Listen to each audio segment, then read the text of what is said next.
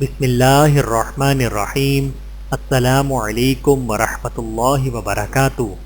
جمال جہاں آرا کی آخری جھلک۔ رسول اللہ صلی اللہ علیہ وآلہ وسلم کی دنیا سے رحلت فرمانے کا منظر حضرت انس بن مالک رضی اللہ تعالیٰ عنہ سے روایت ہے کہ رسول اللہ صلی اللہ علیہ وآلہ وسلم کی مرض الوفات میں سیدنا ابو بکر صدیق رضی اللہ تعالیٰ عنہ نماز پڑھایا کرتے تھے، حتیٰ کہ پیر کے دن جب لوگ نماز میں صف باندھے کھڑے تھے تو رسول اللہ صلی اللہ علیہ وآلہ وسلم نے حجرہ مبارک کا پردہ ہٹایا اور کھڑے کھڑے ہماری طرف دیکھا۔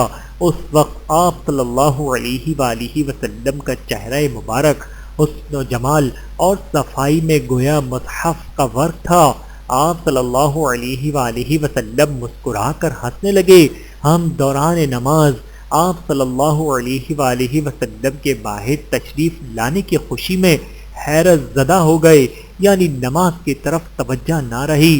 حضرت ابو بکر صدیق رضی اللہ تعالیٰ عنہ الٹے پاؤں پیچھے ہٹ کر صف کے ساتھ آ ملنا چاہتے تھے، اور وہ یہ سمجھتے تھے کہ رسول اللہ صلی اللہ علیہ وآلہ وسلم نماز کے لیے تشریف لا رہے ہیں، لیکن آپ صلی اللہ علیہ وآلہ وسلم نے ہمیں اپنے ہاتھ مبارک سے اشارہ فرمایا کہ اپنی نماز پوری کر لو۔